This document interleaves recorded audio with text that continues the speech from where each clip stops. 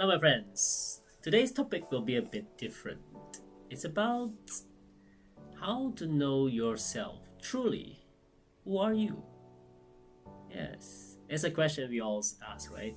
And the ancient is about know thyself. Always in the biblical, we always say that. Um, yeah. So how to know yourself? It's a very interesting question. Hmm. Okay, before I jump into this topic, I would like to thank all of you who have subscribed, and whoever hasn't done yet, can you please subscribe or like or share this video with anyone that you think will be helpful. And if you want to donate money, please do it for other people, like if you go outside for the homeless people or people in your own charity that you want to donate the money to. And I thank you as well, because once you do that, that means you help yourself and you help me by the freest way you can do is subscribe or share this video to others who might be of help. And thank you so much. All right, let's jump into this topic about know thyself. How do you know yourself? It's an ancient question. So I will do it in a simplistic way about how you can explore yourself and why is it important. First of all, in the other videos I show is you're not your name. So that's very important because your name is not who you are. If your name is, for example, Jackie, like I said in the previous video, that means it can be a boy or a girl, male or female. So you don't name yourself that you are a name. You're not the name. You're much more than that. And some people say this body. Yes, physically, this is your body, but it's not who you really are. And then people get frustrated about, okay, if this is not it's not me, then who am I? It's a question that has to be discovered during your lifetime. So you will not know in the beginning, but you will explore it the way you go. So first of all, you're not your name, you're not this body, but you're more about the consciousness. Basically, you are everything. And that's why they said in the biblical about I am that I am. It's basically you are everyone and you have everything in this world. It's one big consciousness. I'll give you in a simplistic way. It's, for example, that people say I have a spirit. No, it's basically you are a spirit that has this physical body. And a lot of those religious believers will also say the same thing. And once you see that you are a spirit, you are a soul instead of that you have a soul, but you experience this human experience. Okay, so you can do. There's a different way of how to discover yourself, and an amazing way to do that is, for example, when you get older. Then you explore more about picturing and defining your image. For example, your self-image. There is a very famous book. It's called Psycho-Cybernetics. I'm going to show you. Just 1 minute. See, you can see it's here. I have it with me. Psycho-Cybernetics. I'm not promoting any books, but I mean, this guy is amazing, Maxwell. He wrote this book a long time ago. You can see it. I have read it many times. It's about, if you can see it, Psycho-Cybernetics. It's more about self-image as well. So basically, if you push yourself forward, like you want to be that kind of person, most of us when we grow up, we want to be like your parents, hopefully.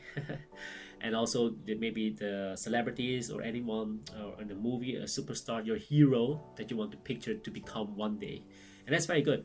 It's healthy, but you don't copy their style, but you have to copy nothing. It's basically you just admire their character. What is the characteristics that you want? Journal it.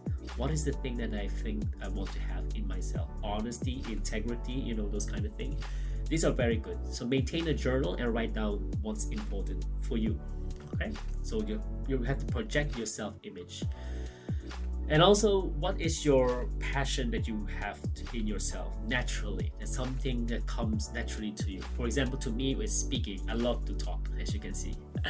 So what comes naturally to you? Some people call it introvert, extrovert. I think that even someone who was introvert can speak a lot because then they can develop their skills if they really want to. So don't hold yourself back that when your mom or dad or anyone tells you, yeah, you're an introvert, so you shouldn't talk.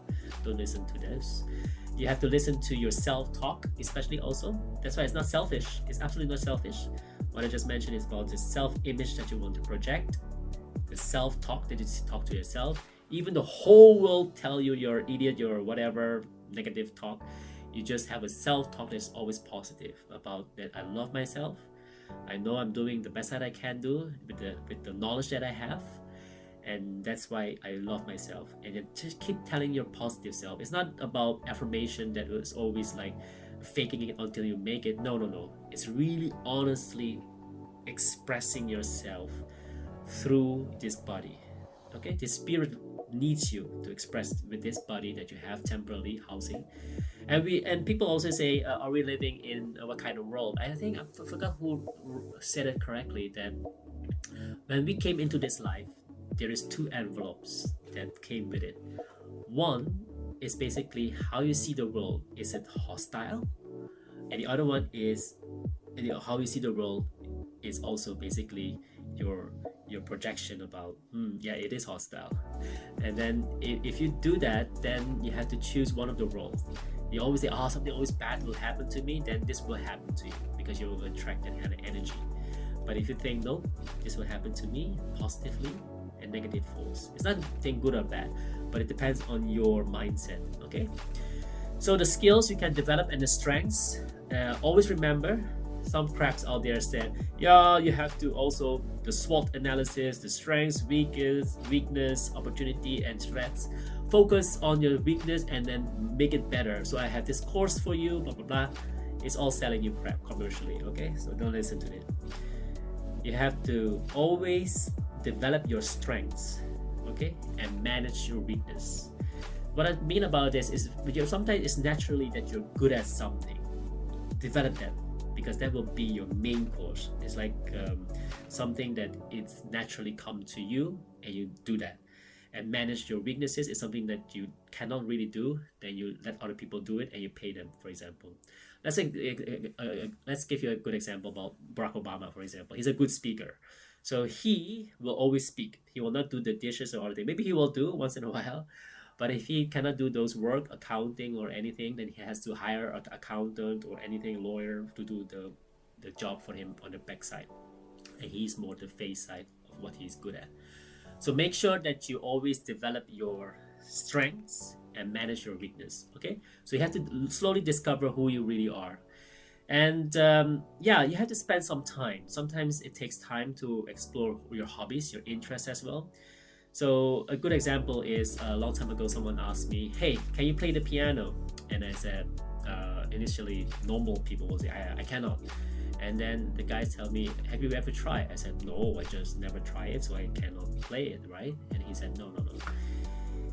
If I ask you this question, can you play the piano, and you never even touch a tone of a piano, so you never practice it, that doesn't mean that you know how to play or you don't know how to play. Basically saying, I don't know yet, let's try, for example, right? So when people say you cannot do one thing, it's because if this condition, most of us are really being strong conditioned by environment around us. So you have to be careful who you surround yourself with sometimes. Sometimes we have no choice, of course, like families. But I can give you a tip about this one: is spend less time with those negative families. Trust me, or negative friends. And how to get those friends around you. Nowadays, you have a wealth of information like podcasts or people writing books like these kind of guys or girls, and you just read about it as well. In my another video, I'll tell you about what is it worth your time to read. Please check it out, and then you can discover about why it is definitely worth reading other people's perspective. Okay. How about knowing yourself more? Okay, that is the self-image, very important, the self-talk, and also understanding basically what kind of type of person you are, and you can explore more. So don't fixate yourself in the conditioning of other people, and especially in the conditioning of yourself also. Because like I give you a small example about the piano, because I never tried to play the piano doesn't mean that I cannot play. It just means I don't know yet. Let's try. Okay, so let's try to play the piano, and then you can see. So it's very important, the environment as well, and the conditioning about other people, and discovering yourself. It's a lifelong journey, so you won't know it who you are in just one sitting. There's many movies about it, about who I am, who am I, from Jackie Chan, for example, or the movies are phenomenal movies you can watch. It's funny, but it's more like a fun side about discovering yourself. But you can do it in a more professional way to find yourself. Self-discovery is a lifelong journey, so don't fixate yourself into when people tell you who you are, or when negative self-talk tell you who you are, and then don't let that stop you. Okay, sometimes we are the only one that stopping our success because we're blocking it because of the conditions around us and anything. All right, so thank you so much for your time. Please subscribe if you haven't done yet, apology, or share this video for other people, and I appreciate your time. Thank you so much. Have a nice day. Bye.